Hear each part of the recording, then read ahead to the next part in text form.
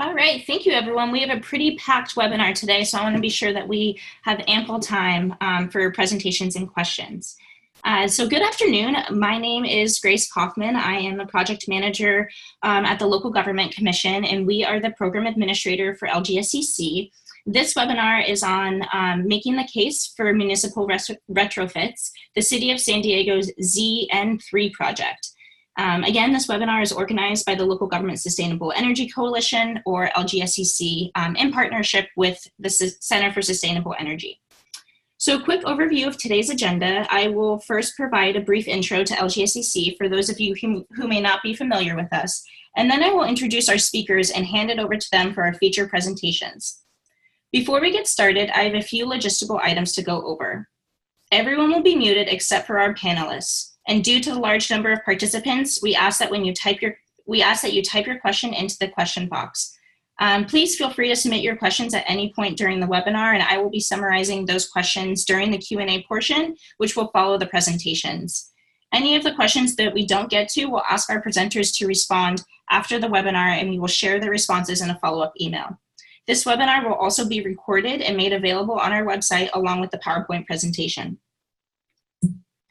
So, as I mentioned, this webinar is being organized by LGSEC, which is a coalition of local governments and their allies from across California. LGSEC is a strong peer-to-peer network of sustainability practitioners where colleagues exchange information and tools through our member-only newsletter, member portal, and quarterly meetings. LGSEC is the only entity that represents local governments at regulatory proceedings, in particular before the CPUC, ARB, and the CEC. LGSEC has successfully educated state policymakers and regulators about the important role local governments play in achieving California's energy efficiency and climate goals, and we continue to closely monitor energy efficiency issues ranging from energy use in buildings to utility program structures. LGSEC advocates for well-structured, long-term funding and incentive programs for clean energy and supports our members' efforts to develop a variety of renewable energy projects by shaping state regulatory policy. LGSEC would like to invite all attendees to join LGSEC and the Center for Sustainable Energy in person on December 6th for our last quarterly meeting of 2019. That will be in San Diego, and the link to the registration will be included in the follow-up email. If you have any questions about LGSEC, please don't hesitate to reach out to me. And now on to our presenters. So our first presenter is Kristen Larson, and she is an associate manager on the Center for Sustainable Energy's Distributed Energy Resources Programs team. She brings more than 9 years of experience in the sustainability field, with over 4 years of experience specifically focusing on energy efficiency and green building projects. Currently, she manages a portfolio of California Energy Commission Electric Program Investment Charge, or the EPIC program, applied research and demonstration projects focus on testing emerging technologies in buildings to achieve behind-the-meter energy savings through innovative energy efficiency measures and complex on-site energy generation, clean energy generation systems. Kristen works closely with government agencies, property owners, and trade professionals to implement these project initiatives and facilitate market transformation across the clean energy sector. Tyler Seibert graduated from California State University of San Marcos with a business administration degree. In 2008, he started his career at San Diego Gas and Electric as a project office coordinator for the Smart Meter project. He later joined the Home Area Network team as a technology analyst where he worked with vendors to create pilots, establish a retail enablement model, and that led to efforts to complete their current provisioning system for HON devices. Tyler works on the emerging technology team as a program advisor running field studies and is the lead for Zero Net Energy working on different projects to help customers meet a zero energy goal for their buildings. And finally, Josh Dean is the executive director of the San Diego Green Building Council. In his role, he oversees the daily operations and strategic directions of the organization, ensuring that it carries out its mission to inspire, educate, and collaborate with our community to transform the built environment towards true sustainability. He has over 11 years of professional experience working in the sustainability, construction, and real estate fields. Josh holds a bachelor's degree in construction management from Southern Polytechnic State University. and is pursuing a Master of Science in Energy Policy and Climate from Johns Hopkins University, and is a certified energy manager and LEED certified. He has managed a number of local LEED operate O&M and energy programs with a focus towards community education and driving regenerative design. All right, so we have quite an array of experts here, and now I'm going to go ahead and hand it over to Kristen. All right, great. Thank you, Grace. So hello everyone. My name is Kristen Larson, and I'm the manager for the Center for Sustainable Energy, and I'll be the first speaker for today's webinar, Tools and Tactics to Justify ZNE Municipal Retrofits, the City of San Diego's ZN3 project. And before we begin, I'd just like to thank LGSEC for their help and collaboration in the development of this webinar. Also, a quick thank you to all the attendees that are joining today. Next slide.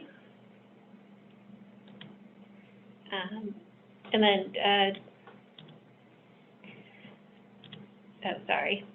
Can we go back 2 slides? There we go. Okay, so to start today's presentation, I'll be giving an overview of the ZN3 project, as well as an overview of the modeling design work completed thus far on the project. Then I'll be turning things over to Tyler Seibert from San Diego Gas and Electric to discuss utility incentives and available programs related to the project and ZNE. Lastly, Josh Dean of the San Diego Green Building Council will present on ZNE energy dashboard and visitor engagement activities. So next slide. We can get started. What is the ZN3 project? Well, it's a California Energy Commission EPIC funded project or state funded project in which CSE is the prime recipient. So I've been a part of this project for the past few years, and I'm excited that I get to share some lessons learned with you all today. In the shortest sense, ZN3 is a demonstration of how to achieve ZNE or zero net energy at 3 existing City of San Diego libraries. I've also provided the full project summary here that I'll read. So 3 City of San Diego public libraries are undergoing an integrated demand-side management demonstration to achieve ZNE through cost-effective energy efficiency upgrades, on-site renewable generation, enhanced building automation, pre- and post-installation monitoring, and occupant behavior analysis in order to provide a blueprint that shows ZNE is possible in existing municipal buildings. Next slide.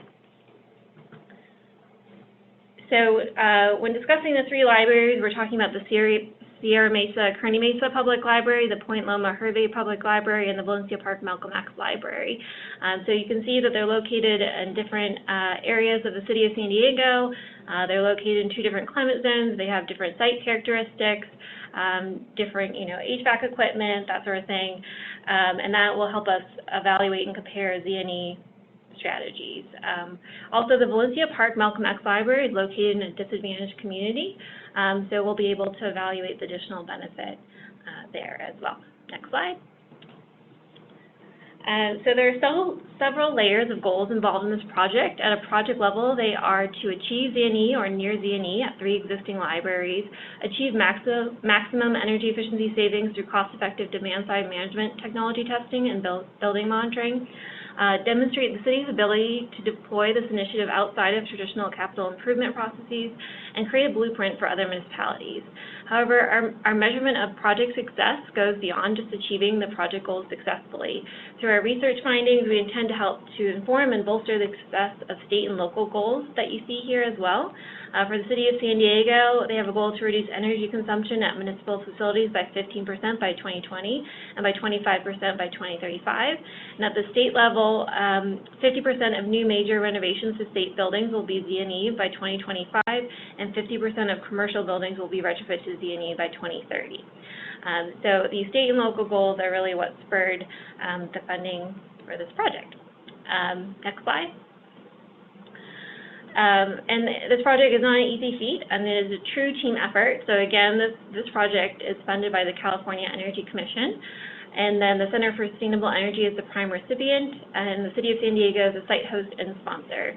We're also working with San Diego Gas and Electric, and they've been helping identify emerging technologies on the project. And we've been working with Lucid, who's been helping with data visualization, and Mazzetti on design and construction. The San Diego Green Building Council has been helping with education outreach. We've also been working with BERT on plug load management, and ABM on baseline monitoring and lighting upgrades, and also Clementech has been helping with HVAC controls and building automation upgrades.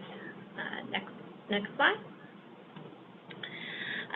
So there are many definitions of ZNE out there, and it's important to establish your ZNE definition first. So for this project, we are using the Zero Net Energy Code Building definition, and this is one where a building generates as much energy as it consumes over the course of the year using the Energy Commission's time-dependent valuation metric. So this definition was used for this project because this is a CEC Energy Commission project, and this is their definition, but also this project could not afford full-scale fuel switching. So that was cost prohibitive for this project. But we are going to evaluate other ZNE definitions, ZNE site and source. I don't want to get too far into the weeds with this, but just know that there's several definitions out there, several different calculations, and you want to know which one you're striving for. Next slide. So to get to zero, our project has been broken down into 3 phases and 17 steps. So they are phase 1, pre-retrofit, phase 2, construction, phase 3, post-retrofit. So we've completed all our phase 1 activities on this project. So we've performed our building energy audits, we've identified and installed end-use monitoring equipment, we've collected our baseline end-use data, we've created our energy models, we've performed our pre-retrofit behavior analysis survey, and we've identified and assessed our energy conservation measures, or ECMs, including our pre-commercial technologies. And now we've been moving into phase 2, the construction phase. We are selecting our installation contractors, applying for permits, procuring our equipment. We're notifying library occupants and patrons, installing our ECMs, performing commissioning and retro-commissioning, and integrating new and existing systems into an overall building management system or automation system. And then hopefully by spring, we will be moving into phase 3, our post-retrofit phase, where we will be collecting 12 months of measurement and verification data, educating and training our facility operators, completing our post-retrofit occupant behavior analysis survey, and then evaluating project results and benefits. The next slide. So as mentioned, one of the first steps completed to get to ZNE was to conduct ASHRAE energy audits. So this allowed the project team to collect site characteristics about each building, HVAC, number of HVAC units, the insulation amount, number of windows, number of printers and copiers, things like that. And additionally, as part of this process, the project team collected historical utility bill information. So all this information was combined and inputted into Energy Pro, which is an available energy modeling software to develop the baseline energy usage estimates depicted here. So you can see the energy consumption at each library is slightly different. At Sierra Mesa, Kearny Mesa Library, it looks like the majority of their energy consumption is coming from plug loads, while at the Valencia Park Malcolm X Library, the majority of their consumption is coming from HVAC equipment. All right, next slide. So our baseline energy modeling also allowed us to compare the energy use intensity of each library to the average public assembly building and ZNE verified public assembly building based on NBI, or New Building Institute data, to see what is our ZNE delta. So you can see our first goal was, okay, to get to ZNE verified, we wanted to get to an EUI of 17.9 with our energy conservation measures. So Point Loma has the highest starting EUI of the 3 libraries with an EUI of 71, and then it goes down to Sierra Mesa, Kearny Mesa, which has an EUI of 65, and then Valencia Park has the lowest starting EUI at 45. So the Valencia Park library we knew needed the least amount of energy reduction from the beginning. Also, I wanted to note the project team was able to verify our modeling estimates by collecting 3 months of baseline data from end-use monitoring equipment that was installed at the libraries, and that allowed for our energy model to be calibrated and as accurate as possible. Next slide. After baseline data collection and modeling, the project team moved into our design. So with existing buildings, it's important to consider existing equipment. The City of San Diego's power purchase agreement required that solar be installed prior to the installation of any identified energy conservation measures for the project. Typically, it's the other way around, and solar is sized after your energy conservation measures are identified. But this is something that will be encountered more and more with existing buildings as they go ZNE. It was also planned from the beginning to integrate the existing end-use monitoring equipment that we installed to get that 3-month baseline data, and also to incorporate existing train building automation systems at the libraries. And we wanted to incorporate those into one overarching building automation system. Other ECMs to be installed and that were identified are LED lighting and lighting controls, HVAC controls, plug load management devices, and we're performing weatherization at one of the libraries, the Valencia Park Malcolm X Library. So to be mindful of project costs, the lowest hanging fruit ECMs were evaluated first. Next slide. So the table here shows the total estimated savings for the libraries once ECMs are installed. It also shows the total estimated cost. So we're estimating to save about 239,704 kilowatt hours per year at all 3 libraries, and that amounts to about $33,655 at a cost just for the installation of the energy conservation measures a little under $1 million. So that cost doesn't include design, energy modeling, and construction management costs there. So simple payback of these measures is high, but this is a demonstration project that will hopefully help to drive costs of ECMs down, and there's a lot of non-monetary benefit to this project, such as education of library visitors, which will help extend energy savings beyond just the 3 libraries, and Josh will speak to that a little bit later in this presentation. Next slide. So how close is each library to ZNE? Well, the project team thinks we can reach it at Valencia Park Malcolm X. So what's depicted here is the EUI after energy conservation measures are installed, and including the PV systems that were already installed, and where we'd be at with our new energy use intensity. So our saving estimates are conservative. There is the issue that, we do have natural gas on site at these libraries, and our focus was really electric use reduction for this project. So that has been a challenge. But we'll be near ZNE at Sierra Mesa Library, and Point Loma will be a high-performance building. The challenge at Point Loma as well was it's difficult to achieve ZNE there since there was limited roof space and parking lot space for a larger solar system. So you can see on the chart there that Point Loma has the smallest size PV system. Next slide.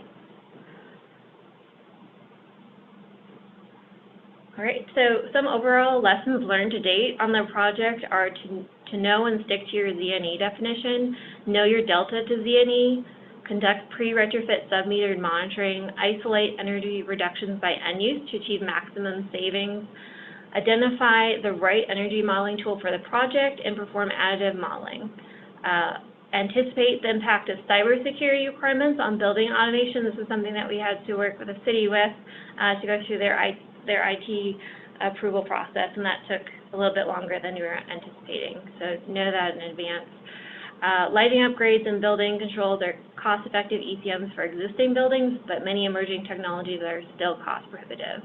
Perform 12 months of post-retrofit monitoring instead of relying on your ZNE design. And then just lastly, it's really important to be adaptable and prepared to learn new things. All right, next slide. I also wanted to highlight some of the unique aspects of this project. So it showcases a public, private, and nonprofit partnership. It retrofits existing buildings and integrates emerging devices with a building automation system. It evaluates behavior impact and creates a blueprint for other local governments. So I hope that you can use this project as a case study and use our lessons learned to help any of your current or future projects. Next slide.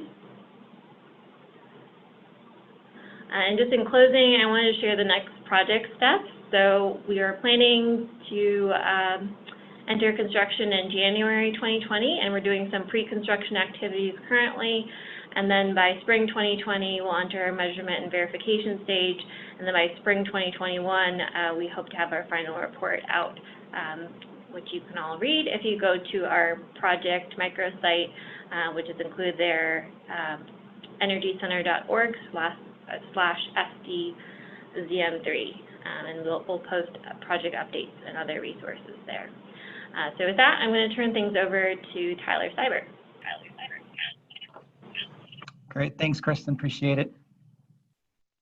You can go to the next slide too as well. Okay, so Tyler Seibert, I'm a project advisor for SDG&E, and I just wanted to give an overview of really why we do ZNE projects as well. So it kind of just gives an intro. So I want to talk about that first, and then give an overview on some of the programs and incentives that we had available that we made available for this particular project. Talk about a little bit of the challenges that we experienced, and then also talk about just a couple more, I'm going to call them tools more, but also another program as well, which is our Emerging Technologies program, and talk about that a little bit as it all relates to ZNE. So one of the things for us, you know, as SDG&E, we do have a business plan. We do have goals that we try to meet, and we definitely want to make sure that ZNE is one of them. And these are just 6 of the ways that we think that ZNE is important and how you can really get to those. And this deals with more of the commercial sector.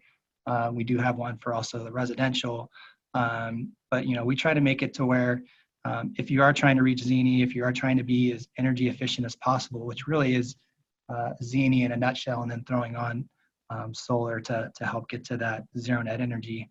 These are some of those ways. And we try to make it to where, you know, if you're really going to an energy efficient building and trying to make yourself or that building to be as energy efficient as possible, it's also a win or a plus for you as well as the property owner, building owner. So these are just some of those ways, really just making the smartest moves possible for you and how to do that. You can go to the next slide. So the first one that I wanted to talk about was our energy efficiency business incentive program. This is the main one that we offered or kind of suggested for the 3 libraries to go through after looking at the different measures that the buildings were proposing. This one we really felt was the best way for just for the project to be able to get as much savings as possible. And these are some of the things, this is just the highlights for it. If they were saving energy on the electric side, and since there was a little bit of gas, I put that in there as well. And then the possibility for peak reductions. And so this is just the highlighting that. And this is for, you know, for EEBI program, it can be for existing,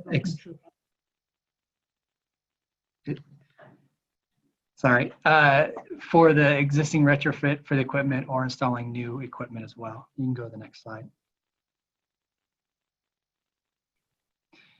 So a couple things to think about.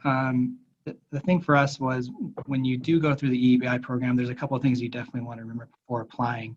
And that is, one, you want to go through and make sure that you're not installing any of these products before you go through our program. That's probably the first thing. So that's that notice to proceed. That's the first thing.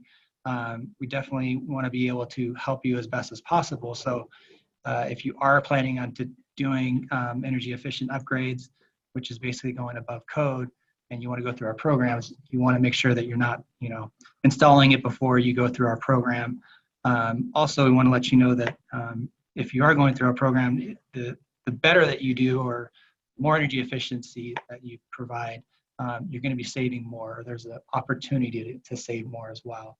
And then the other thing is you definitely want to be in contact with our different program advisors. So there are different documents that are on the website that help you to go through it. And then also there's the email that you can go through there with submitting your documents as well. And then if you do have an account executive, you know, it's somebody that we would definitely recommend you working with as well, because they know a lot of our programs. And so that way you can get pointed to the right programs. You can go to the next slide. So this just kind of gives you kind of the layout of, you know, the process for going through EEBI. It's basically a pre-application eligibility. Then you work with an engineer, which is really the most important part, I think, when you're going through the EEBI program, is because you have an engineer that's going to take a look at what you're planning on doing for your building or for your project, and they can give you a really good overview or understanding of what's the best incentive to go after as far as the appliances that you're installing, whether it's with your HVAC or building envelope or lighting or whatever it might be, or controls. They can really give you the best advice on doing that. And then the next step, again, making sure that you're not installing before, you know, you're approved to do things. Then there's the installation, and then we do a review to make sure that you're getting the savings that we think you're having or going to have, and then you know, issuing your incentives from there. So go ahead and go to the next slide. So additional incentives or opportunities. We also talked with the city for the libraries that they go through our energy efficiency rebates program. The rebates program and incentives program is a little bit different. The rebates are ones that basically the technology, the appliances, the lighting, whatever it might be that you're getting, it's going to be at a reduced cost going through our vendors to get it. So that's a little bit different than the incentive program. We also try to do a technology incentive program, which is a part of our demand response program. We'll talk a little bit more about that on the next slide when I get to that with some of the challenges there. That's also an opportunity to save as well if you wanted to include your building into a program that deals with demand response. So shedding load when we have demand response days, that's also a great opportunity to save money and save energy as well. And then the other one is our on-bill financing, which I think is actually a really good opportunity as long as you qualify for it. And you can find more information on our website about the qualifications for it. But basically, it's a zero interest loan that you would pay for the you know, different measures through your SDG&E bills. And that's a great way to basically get a large loan for zero interest. And so it's a good opportunity. All these things, all these different programs, incentives, opportunities can be found on our website. And also you can reach out to myself, or if you do work with an account executive that you have, you can reach out to them as well, and they can give you more information on it. You can go to the next slide.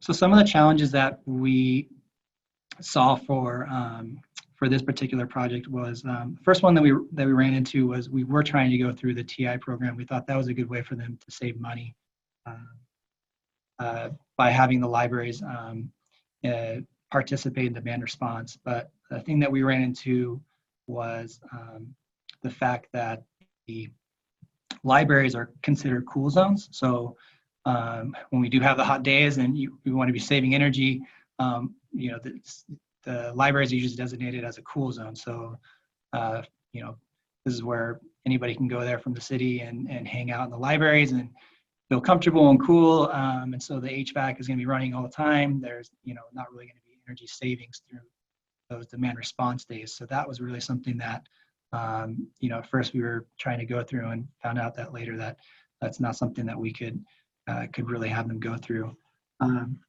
We did experience some delays with the project, and that just, you know, with delays, it just pushes things back as far as your timeline.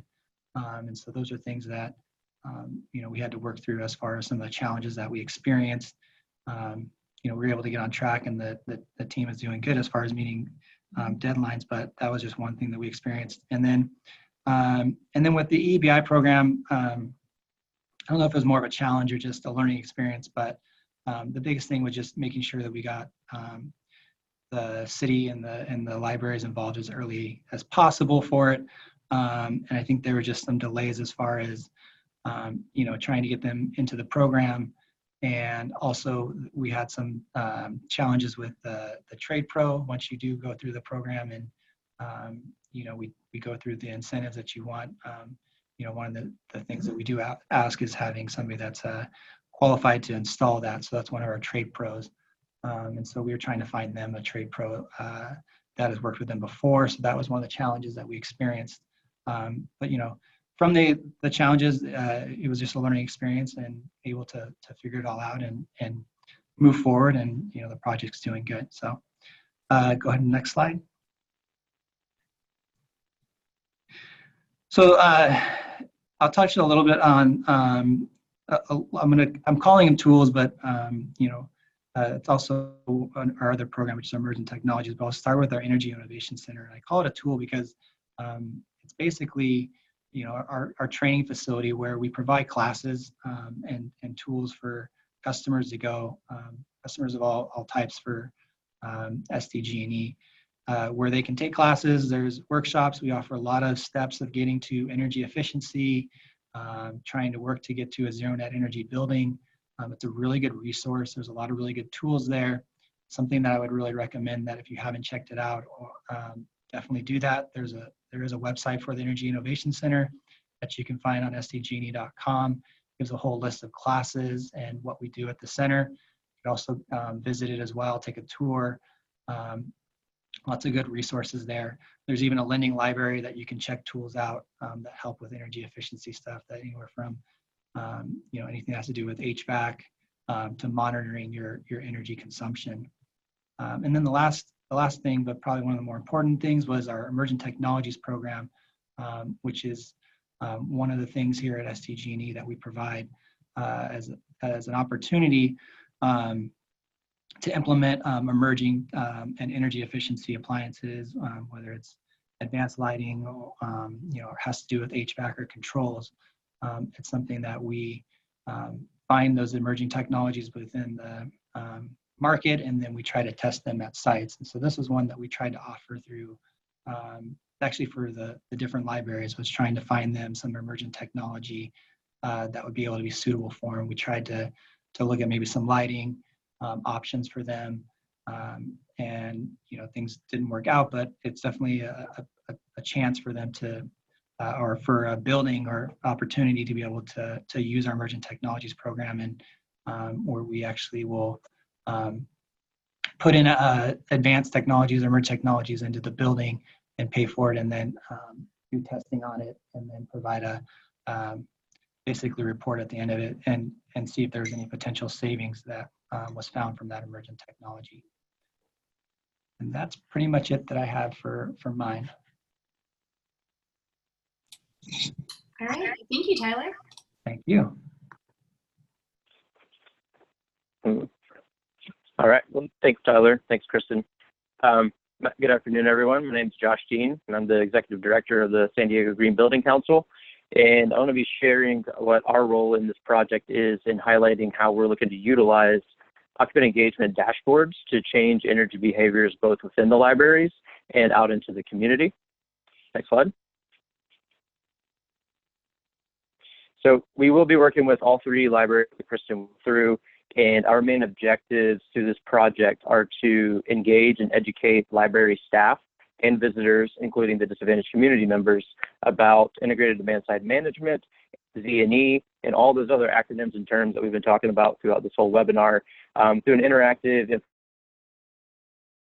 information kiosk at the public and key decision makers on the knowledge gained, some of the experimental results and lessons learned from the project, and then share this information on feasible integrated demand-side management and ZNE solutions with local government agencies to hopefully spur implementation of similar strategies within the municipal sector. Next slide. As previously mentioned, the project is using the TDV, or time dependent evaluation definition for ZNE, but there are many other definitions that Kristen alluded to explain this concept, as shown in the middle picture there of what a ZNE building is. Kind of that main concept, a building that produces as much or more renewable energy on site as it consumes over the course of a year. There's a number of other definitions, from source and understanding where that energy is coming from, to time of use and cost, and really understanding when energy is being used throughout the day. So it's on us to kind of help understand, or help folks understand that aren't in the energy sector, what these concepts are. And so our big key undertaking is to explain ZNE concepts and allow visitors to walk away with the knowledge gained of how to use these strategies to reduce energy in their homes, in the place of work, or even at school. All three of these libraries are pretty unique in their visitors, and a couple of them are located near middle schools and high schools. So they see a huge influx of students in the afternoons. So we see that as another great opportunity to engage with younger population around some of these concepts. Next slide. And with this education, our fundamental goal of the project is to affect behavior change. So we're really looking to change behavior within the libraries, both with staff and the visitors. And in order to really do this, we want to look at building staff awareness of what is the ZN3 project, what are the goals, and then encourage participation. And I'll get into this a little bit more in my slides, but looking at how they can engage in these particular projects and energy conservation measures that are being put in place to help achieve some of the desired outcomes. And then look to advocate and model some of these sustainable practices. So how can they take this out into the community and implement some sustainable practices, both at home, at the place of work, or school. And so we will be developing tools to help take them and guide them into those directions. Next slide. And so now I just wanted to kind of highlight all of the steps that will be taken over the course of the project in order to achieve this behavioral change. So first, we're really looking at introducing the project, giving some of this relationship to how it falls in line with the city's climate action plan, or some of those goals that Kristen mentioned for the municipal energy strategy. Building awareness, so allowing visitors and library occupants to really understand what are the terminologies around energy, electricity, gas, ZNE, all of these kind of different terms, and then educate them on what are the various energy conservation measures that are being put in place. What are some of these new technologies, like a burp brain, plug load management, to ZNE, to just straight energy efficiency. Next, we will look at engagement, and so trying to figure out ways that we can create a gamification strategy to encourage library visitors and staff to kind of compete against the others in reducing energy. And that'd be the ultimate sort of behavior change, is getting them to follow through with that. And then finally, adoption. So as I mentioned, providing some resources and collateral for them to take away and help implement outside of the particular project. That way we can see, these savings move outside of the library. Next slide. So now to kind of take a deeper dive into those steps I just highlighted, our first real step in the process of transferring the knowledge to library visitors and staff is to introduce the ZN3 project and overall stated outcomes. Additionally, we're looking to show how projects such as ZNE can help the City of San Diego on its path to meeting climate action plan goals of reducing greenhouse gas emissions through energy reduction at their municipal facilities. And then also, we have to figure out a way to easily kind of tell the story of what's happening.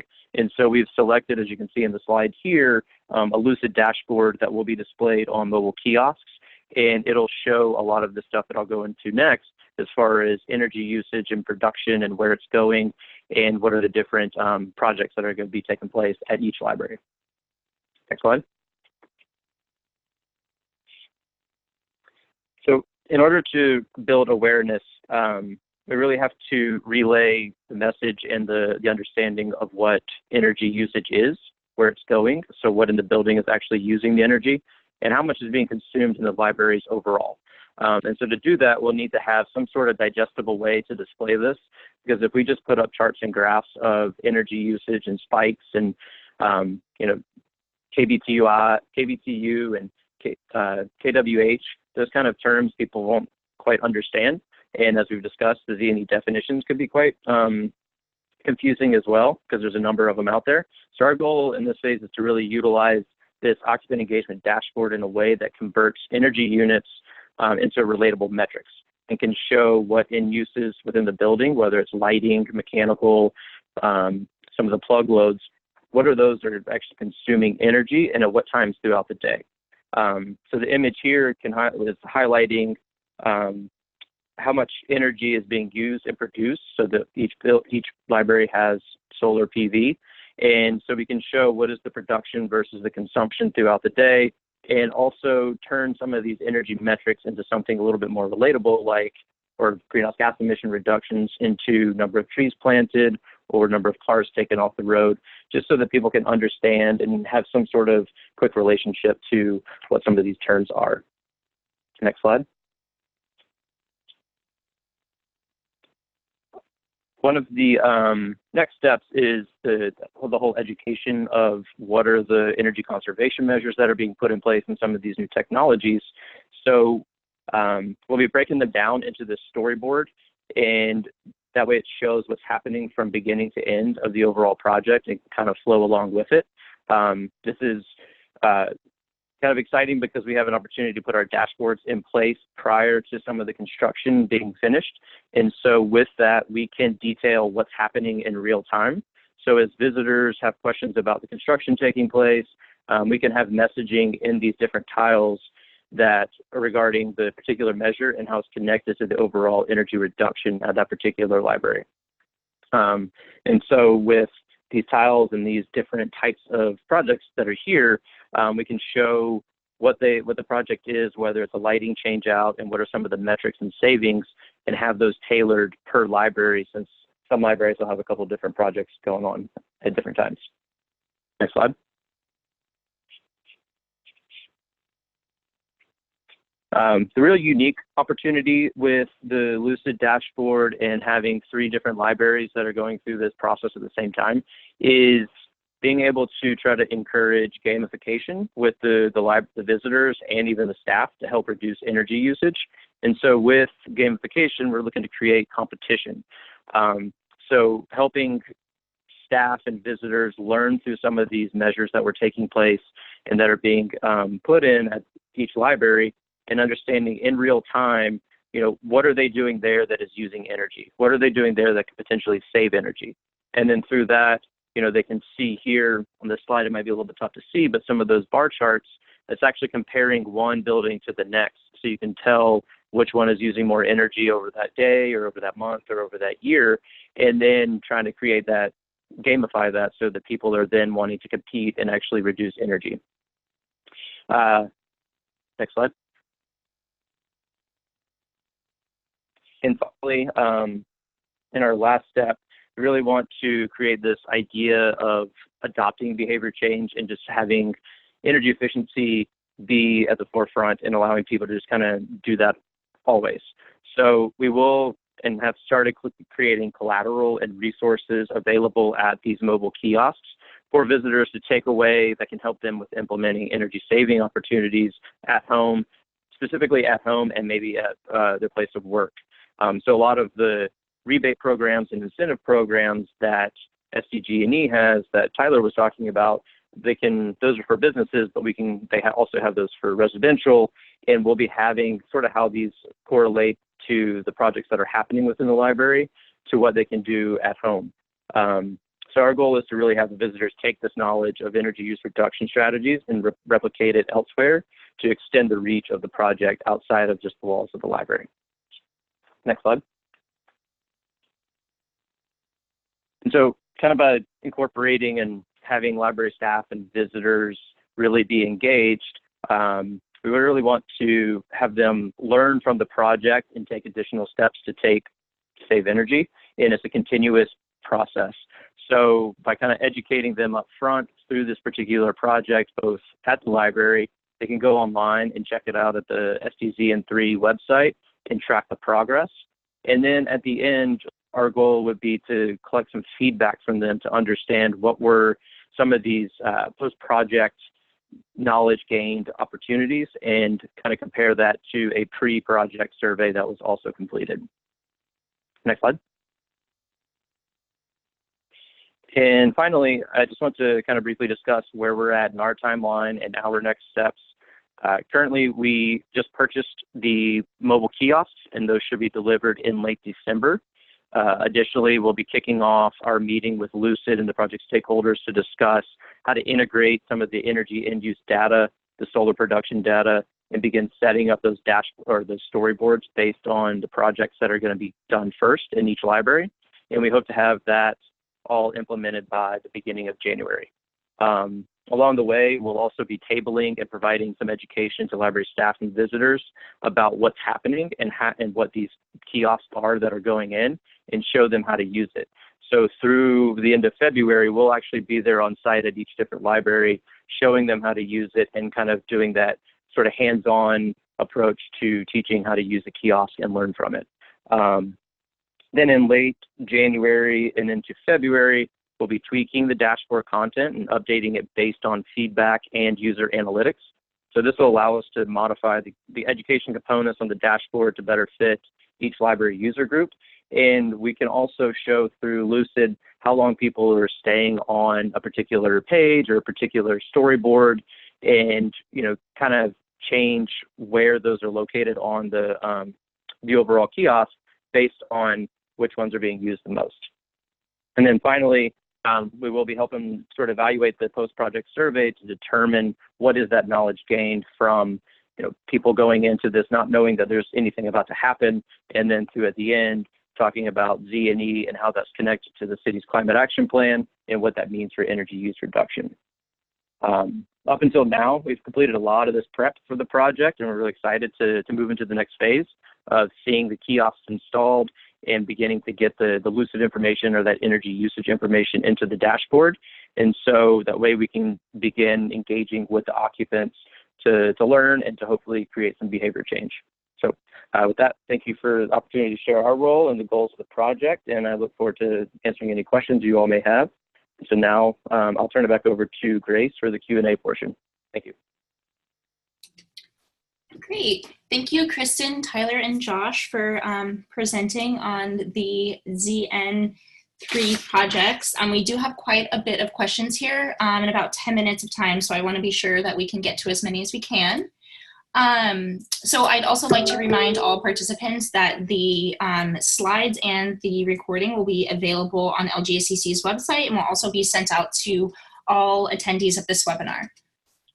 So the first question that we have here is, what emerging technologies were analyzed and determined to be cost effective? Yeah, so for us, when we looked at the emergent technology side of it, we looked at the lighting side and the controls first. And so what we did was we actually found a company that worked on daylight harvesting, and we offered that product, and we said, this would be a good opportunity as far as, the lights are always on in the library at all times, at least when we walked around and saw that. So that was just one offering that we were able to find and we offered to them. As far as how much money it would have saved in the long run, I mean, just had to deal with how much time we would have been saving on the light usage.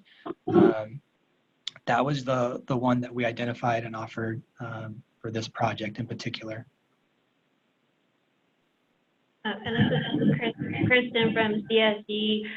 So we also looked at the burp brain plug load management devices. So we are installing those. Those turned out to be most cost effective. There are a couple of other ones that were cost prohibitive, like we looked at like a renewable cooling panel. We also looked at a master controller for HVAC equipment and sensors, but those were cost prohibitive. We also looked at a demand response ventilation or we looked at demand response ventilation with an air quality sensor, and that company just wasn't available for the timing of our project.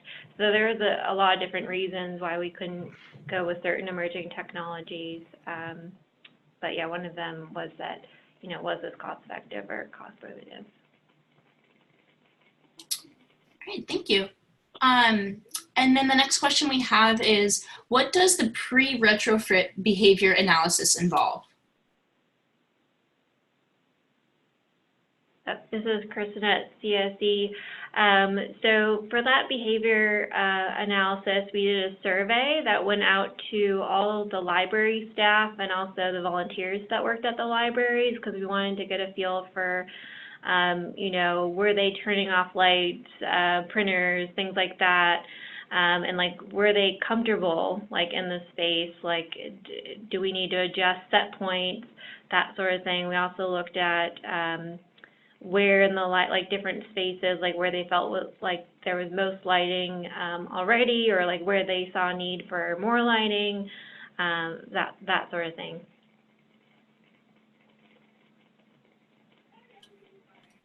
All right, thank you. And the next question we have here is for Josh. How have you been engaging with schools about the library upgrades? Are you working to outreach with other nonprofits in the region to collaborate and get the word out? So we have not done any direct outreach, I guess, to the schools that are located in those areas. We've been, like I said, on the back end doing a lot of this research and kind of getting together what the dashboards and the kiosks are even going to be.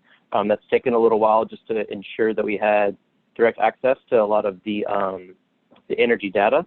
And I guess from us, one of the lessons learned too is, it's a public institution and the municipalities, so some of the data is a little tough to get just due to IT security.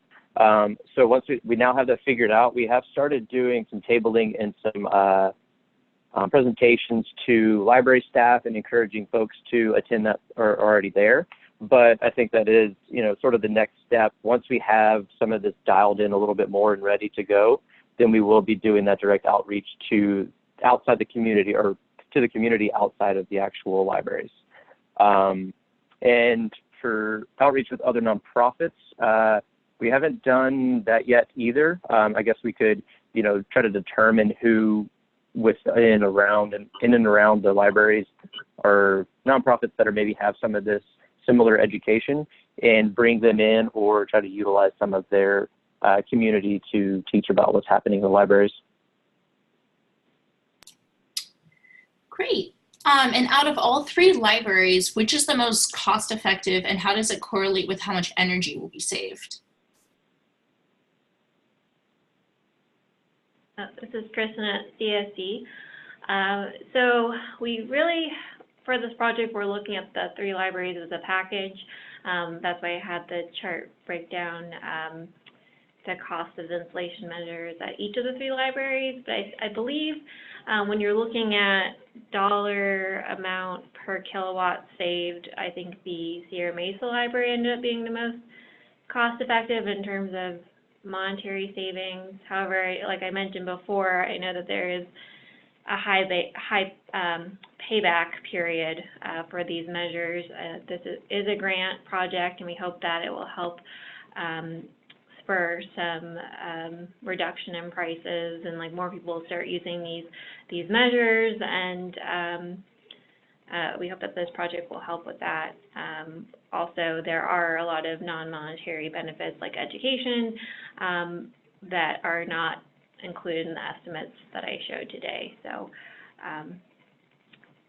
yeah, the payback is unfortunately high, but we hope that this really can help spur some costs to go down.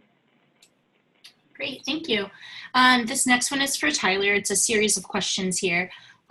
So how soon after you apply for the energy efficient building incentive do you receive a notice to proceed? And who is eligible to receive funding through that incentive? And what is the competitiveness? And then can other types of buildings besides libraries be designated as a cool zone? Okay. Yeah, so for the application process for as like how soon after you will receive a notice to proceed. That really varies or depends, and I know it's not the best answer in the world, but it really takes however long it takes for you to fill out the pre-application, the application, then have an engineer to review it, and then do a site inspection. You know, that's probably the best answer I can give you. I mean, I guess it could be a couple days to a week, or I mean, if things are delayed, you know, longer, a month or whatever. Really, I would say just get somebody from SDG&E that's helping you to work on this, and communicate with them early and often. That way you can get it through as quick as possible. Having someone like myself or your account executive to really push that through. Who is eligible to receive the funding for EEBI program? That's for our non-residential customers. So that's you know, anybody that's not a residential customer can qualify for it. And is it competitive? I'm understanding, if I'm understanding that right, it's not competitive. You know, basically, if you qualify for the funds, then you can receive the funds. There's no competition, or you don't need to get it in before the next person or something like that. You just have to meet the requirements for it.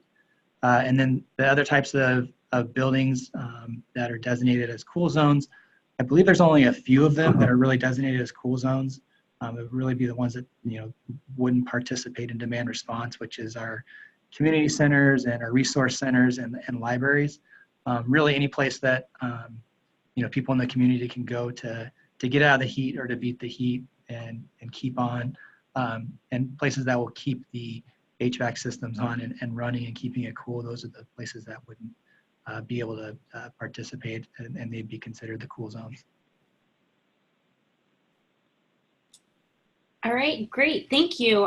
Thank you so much to all of our panelists for joining us today for this webinar, and thank you to everyone who was able to participate. We hope you found it worthwhile and valuable.